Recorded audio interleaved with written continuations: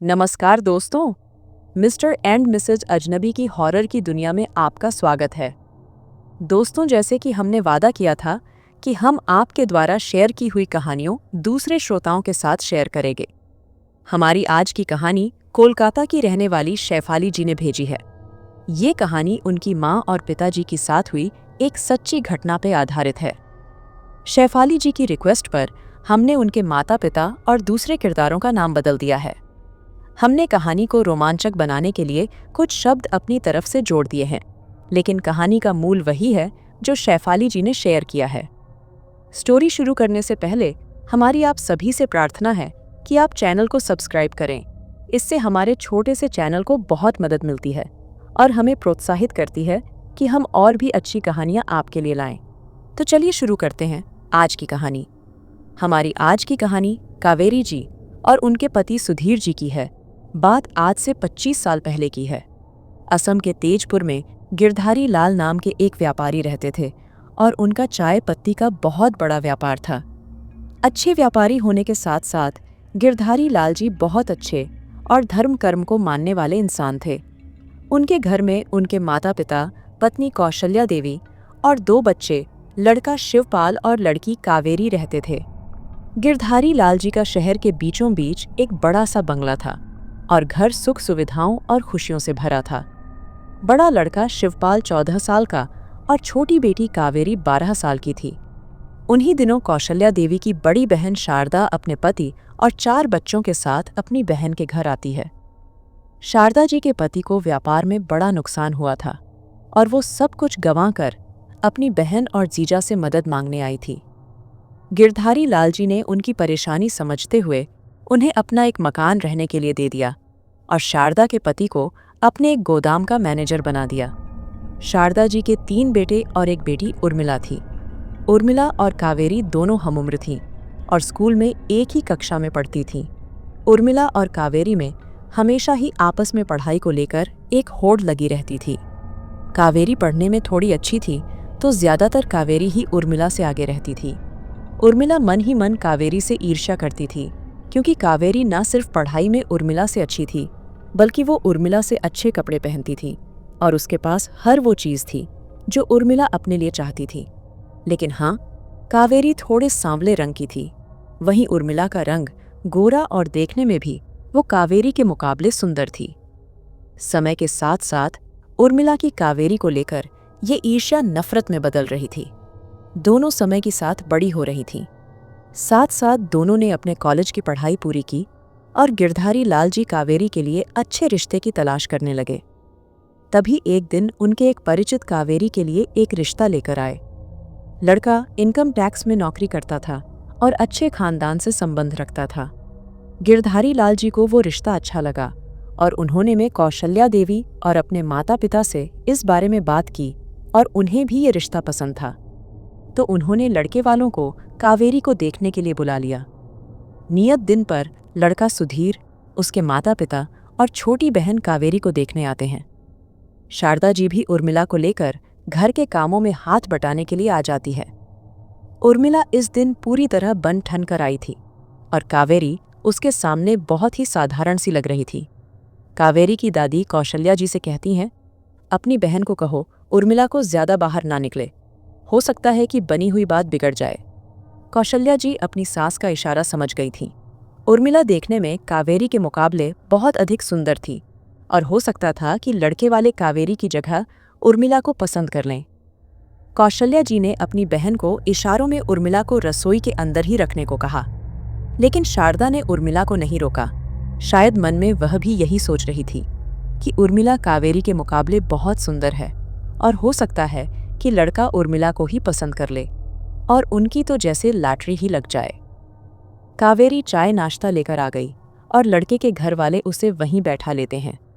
लेकिन उर्मिला किसी न किसी बहाने से बाहर उनके सामने आ रही थी और किसी न किसी तरह से सुधीर को रिझाने का प्रयास कर रही थी। देखने में सुधीर भी अच्छा था और उर्मिला को वो पसंद था। थोड़ी देर बाद लड़के का परिवार उनसे विदा लेता है और जल्दी ही कोई संदेश भेजने को कहता है। बाहर जाकर सुधीर की माँ सुधीर से लड़की के बारे में पूछती है, क्या तुम्हें ये लड़की पसंद है? सुधीर ने कहा, हाँ, लड़की अच्छी है और मुझे पसंद है। सुधीर की माँ और बहन को तो जैसे उर्मिला भाग गई थी और वो दोबारा पूछती है। वहां पर एक और लड़की थी जो देखने में और भी सुंदर थी। मुझे तो वो अच्छी लगी, तुम क्या कहते हो? इस पर सुधीर कहता है, वो लड़की भी अच्छी थी, लेकिन हम जो लड़की को देखने गए थे, मैं उसी लड़की से शादी करूंगा। और वैसे भी उस दूसरी लड़की का परिवार कावेरी के परिवार पर ही आश्रित है। ऐसे में उस परिवार का क्या सम्मान होगा, ये आप खुद ही सोच लीजिए। ये बात सुनकर सुधीर की माँ और बहन चुप हो जाते हैं। सुधीर के पिता भी सुधीर की बात का समर्थन करते हैं। 2 दिन बाद सुधीर के घर वाले कावेरी के परिवार को संदेश भेजते हैं कि उन्हें कावेरी पसंद है और दोनों परिवार मिलकर शादी की तारीख पक्की करते हैं। शारदा जी और उर्मिला तो जैसे जल जाती हैं। उर्मिला तो जैसे नफरत की आग में जल रही थी, पर वो कर भी क्या सकती थी? अगर सुधीर मेरा नहीं हुआ तो तेरा भी नहीं होगा, उर्मिला मन ही मन में बुदबुदाई। कुछ दिनों बाद सुधीर और कावेरी की शादी हो गई। सुधीर के घर में खुशियों का माहौल था। नई दुल्हन की घर में आने से सभी लोग खुश थे। घर में नहीं, बहू के स्वागत की रस्में चल रही थीं। जैसे ही कावेरी सुधीर के कुलदेवता की आरती करने लगती है, तो एक हवा के झोंके से दीपक बुझ जाता है। दोबारा फिर से दीपक जलाया जाता है और फिर से दीपक बुझ गया। घर वाले किसी अपशगुन की आशंका से डर गए। रात के समय कावेरी को सुधीर के कमरे में भेज देते हैं। कमरा फूलों से सजा हुआ था। कावेरी बेड पर बैठकर सुधीर का इंतजार कर रही थी। उसके मन में कुछ घबराहट और कुछ रोमांच दौड़ रहा था। कुछ देर में सुधीर कमरे में आया और बिना कुछ बोले कावेरी को कुछ धक्का सा देकर वहीं बेड पर सो गया। कावेरी को ये बहुत अजीब लगा। उसने सुहाग रात को लेकर कई सपने संजोए थे, वो जैसे बिखर गए। उसने मन ही मन के सोचा, शायद सुधीर थक गए हैं तो सो गए। ये सोचकर वो भी बेड पर सो गई। अगले दिन पड़ोसियों और रिश्तेदारों का नई बहू को देखने के लिए आना जाना लगा रहा और दिन तेजी से बीत गया और रात हो गई। फिर एक बार कावेरी कमरे में सुधीर का इंतजार कर रही थी। सुधीर कमरे में आए और फिर से सो गए। अब कावेरी को लगने लगा शायद सुधीर उसे पसंद नहीं करते और घरवालों के दबाव में आकर ही उन्होंने ये शादी की थी। कावेरी ने पूरी रात रोकर ही काट दी। ऐसा कुछ दिन और चलता रहा। एक रात उसने सुधीर से पूछ हो लिया, क्या बात है? क्या आपने ये शादी किसी के दबाव में की है? क्या मैं आपको पसंद नहीं? इस पर सुधीर कुछ गुर्राने जैसी आवाज करता है और फिर से सो जाता है। कावेरी को तो समझ नहीं आ रहा था कि वो क्या करे। उसने इसे भाग्य का लिखा मानकर स्वीकार कर लिया। देर रात को कावेरी की नींद खुली। सुधीर बेड पर बैठा हुआ था। उसके मुंह से अजीब अजीब आवाजें आ रही थीं। कावेरी ने डरते हुए पूछा, आप ठीक हैं? सुधीर धीरे धीरे उसकी ओर मुड़ा। उसकी आंखें एक पल के लिए काली हो गईं, मगर फिर से सामान्य दिखने लगीं। हाँ, मैं ठीक हूं, उसने कहा, मगर उसकी आवाज में अजीब कंपन था। रात के बीच में जब कावेरी की आंख खुली, उसने देखा कि सुधीर बिस्तर पर नहीं था। वह कमरे में खड़ा था, मगर उसके पैर जमीन से कुछ इंच ऊपर थे। कावेरी का दिल जोरों से धड़कने लगा। सुधीर? सुधीर ने धीरे धीरे उसका नाम दोहराया, मगर उसकी आवाज में अब औरत की गूंज भी थी। कावेरी। वह अचानक हवा में जोर से हिलने लगा, जैसे कोई उसे अदृश्य धागों से खींच रहा हो। फिर उसकी गर्दन मुड़ गई और उसने भयानक ठहाका लगाया। कावेरी डर के मारे जोर जोर से चीखने लगी। सुधीर बेड पर गिर गया और बेहोश हो गया। कावेरी की चीखें सुनकर सभी घरवाले दौड़कर उनके कमरे में आ गए। सुधीर को बेहोश देखकर उन्होंने तुरंत डॉक्टर को बुला लिया। डॉक्टर ने एक इंजेक्शन देकर घरवालों को सुधीर को आराम करने देने को बोला। अगली सुबह जब सुधीर उठा तो वो अजीब अजीब हरकतें कर रहा था। कभी अपने बाल नोचने लगता तो कभी जमीन पर बैठकर बिना वजह लकीरें खींचने लगता और अपने आप में ही कुछ बड़बड़ाने लगता। अब घरवाले बहुत चिंतित हो गए थे। वहीं कावेरी ने भी अपने परिवार को फोन कर दिया। गिरधारी लाल जी, कौशल्या देवी और अपने माता पिता के साथ कावेरी के ससुराल आ गए। कावेरी की दादी ने सुधीर को देखते ही कहा, इस पर किसी ने कुछ किया है, कुछ तंत्र मंत्र या जादू टोना। दादी को बात सुनकर सभी डर जाते हैं। सुधीर की माँ दादी से पूछती है, माँ जी, अब हम क्या करें? दादी ने कहा, हमें किसी अच्छे तंत्रिक या ओझा को बुलाना होगा। ये किसी पुजारी के बस का काम नहीं है। दोनों परिवार चिंता में डूब जाते हैं। तभी दादी कहती हैं, वो पीपल के पास पुराना काली मंदिर है, वहीं चलो। वहां के महंत जी जरूर किसी व्यक्ति को जानते होंगे जो हमारी मदद कर सकता हो।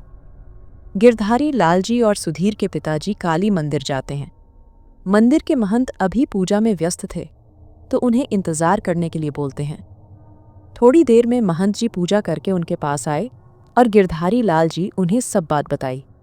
महंत जो कुछ देर सोचकर बोलते हैं, यहीं पास में शमशान के बाहर एक कुटिया में शंकरानंद नाम के एक तांत्रिक रहते हैं।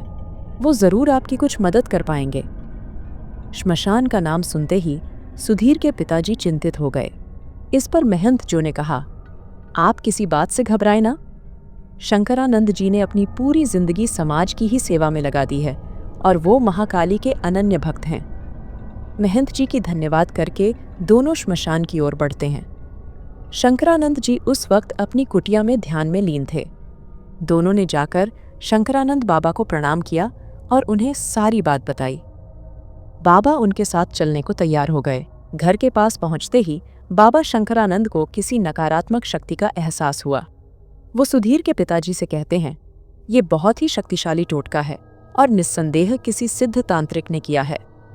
घर की निगरानी कोई पैशाचिक शक्ति कर रही है। अगर मैं इस समय घर के अंदर गया तो उस शक्ति के कारण उस तंत्रिक को पता चल जाएगा कि मैं यहाँ मौजूद हूँ। इसीलिए मैं रात को पूरी तैयारी के साथ फिर से वापस आऊँगा। तब तक आप ये धागा सुधीर की कलाई पर बांध दें, वह थोड़ा शांत हो जाएगा। ये बोलकर बाबा वहां से चले गए। घर के अंदर सुधीर जमीन पर बैठा, पता नहीं उंगलियों पर क्या गिन रहा था और डरावनी आवाजें निकाल रहा था और यकायक जोर से चीखकर खड़ा होकर सबको घूरता और फिर बैठकर गिनने लगता। सभी घरवाले वही कमरे में थोड़ी दूर डर के मारे कोने में खड़े थे। सभी मर्दों ने किसी तरह सुधीर को काबू करके वो काला धागा उसकी कलाई पर बांध दिया। धागा बांधने से सुधीर शांत होकर कोने में बैठ गया और बस शून्य सा सबको देखते हुए बस अपना सिर खुजाने लगा, जैसे कि कुछ सोचने की कोशिश कर रहा हो। कावेरी का भाई शिवपाल हिम्मत करते हुए कुछ दाल चावल लेकर सुधीर के पास गया। गोश्त नहीं है क्या? मैं ये सब नहीं खाती। सुधीर की आवाज अब किसी बूढ़ी औरत के गुर्राने जैसे थी और उसने खाने की प्लेट को लात मारकर गिरा दिया। कावेरी, सुधीर की माँ और बहन ये देख आर रोने लगी, क्योंकि आज तक सुधीर ने मांस मछली को हाथ तक नहीं लगाया था। किसी तरह घरवालों ने उन्हें चुप कराया और दूसरे कमरे में ले गए और सुधीर को अंदर कमरे में ही बंद कर दिया। किसी तरह जैसे तैसे रात हो गई। शंकरानंद बाबा आधी रात से ठीक पहले घर आ गए। उन्होंने काला चौगा और सर पर लाल रंग का रुमाल बंधा हुआ था। घर के बाहर उन्होंने किसी मंत्र का उच्चारण किया और जय मां काली का उद्घोष करते हुए घर में प्रवेश किया।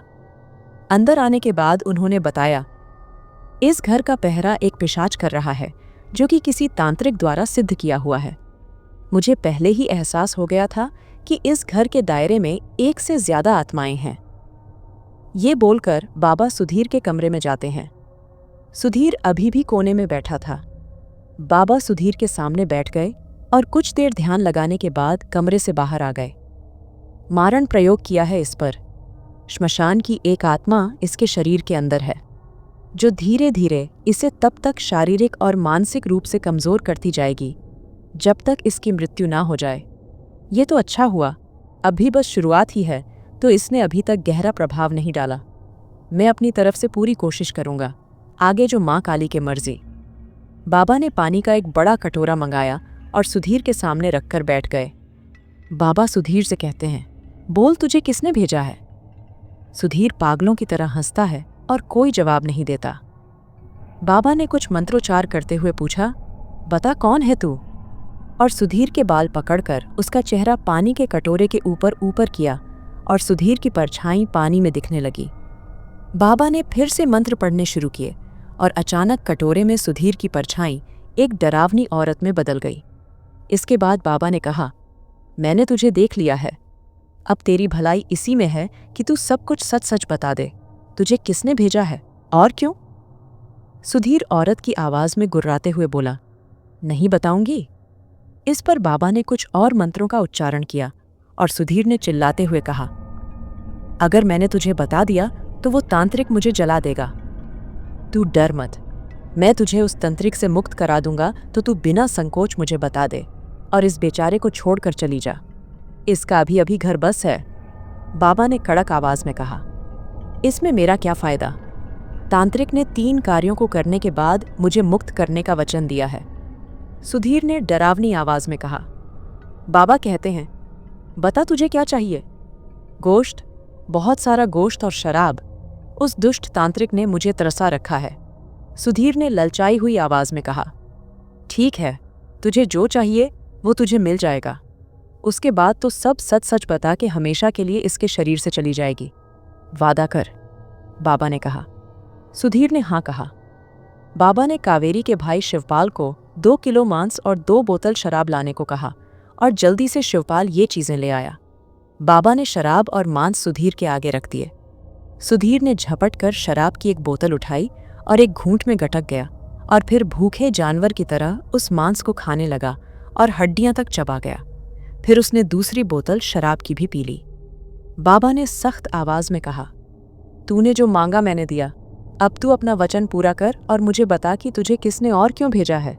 मुझे पुरानी टेकरी वाले भैरव तांत्रिक ने दुल्हन की मौसेरी बहन उर्मिला के कहने पर भेजा है।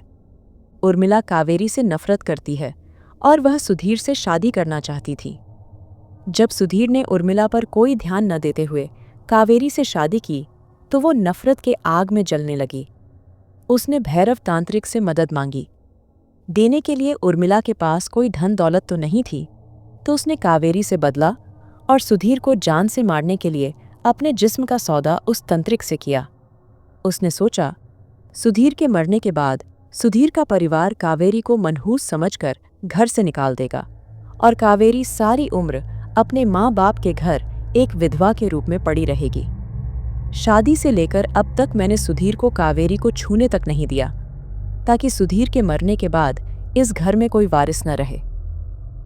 सुधीर ने कुछ रुककर बाबा शंकरानंद की तरफ देखकर फिर से बोलना शुरू किया। मैंने अपना वादा पूरा किया, अब तू अपना वादा पूरा कर और मुझे उस तंत्रिक से आज़ाद कर, ताकि मैं उस तंत्रिक को मारकर अपना बदला ले सकूं। उसके बाद ही मैं इसका शरीर छोड़ूंगी। बाबा ने कुछ मंत्र पढ़े और फिर सुधीर से बोले, मैंने तेरे बंधन काट दिए हैं, अब तू उस तंत्रिक की गुलाम नहीं है, अब छोड़ दे इस बालक को। सुधीर एक बार जोर से चिल्लाया और उसके सामने पड़ा। पानी का कटोरा धमाके से टूट गया और वो बेहोश होकर वहीं जमीन पर गिर गया।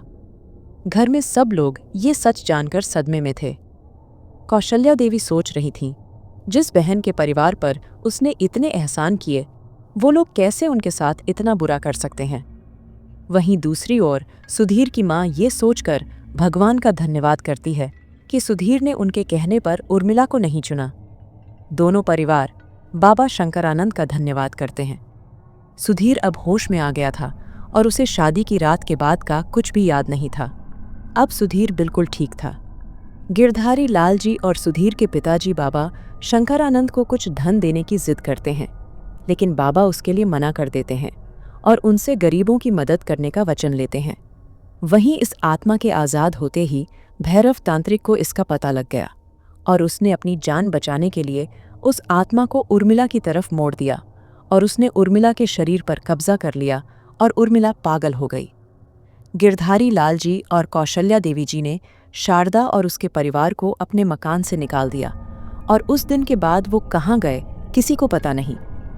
कुछ महीनों के बाद सुधीर और उसका पूरा परिवार कोलकाता में शिफ्ट हो गया। आज सुधीर और कावेरी के शैफाली जी को मिलाकर 3 बच्चे हैं और वो हंसी खुशी से जीवन व्यतीत कर रहे हैं। तो दोस्तों, ये थी शैफाली जी के पेरेंट्स की कहानी। ये देखकर हैरानी होती है कि मनुष्य नफरत में इतना अंधा हो जाता है कि वो दूसरों के द्वारा किए गए सभी एहसानों को भी भूल जाता है। हम शैफाली जी के परिवार के मंगल की कामना करते हैं। अगर आप भी अपना या अपने किसी जानने वाले का अनुभव हमारे साथ शेयर करना चाहते हैं तो आप डिस्क्रिप्शन में दिया ईमेल पर अपनी कहानी अपने नाम, जगह के नाम के साथ शेयर करें। आप सब दोस्तों से विनती है कि आप हमारे इस छोटे से चैनल को सब्सक्राइब करें। अगर आपको कहानी अच्छी लगी हो तो लाइक और शेयर करें। अब हम इस वादे के साथ आपसे विदा लेते हैं कि जल्द ही एक नई कहानी के साथ वापस आएंगे। तब तक के लिए आप अपना और अपने परिवार का ख्याल रखें और खुश रहें।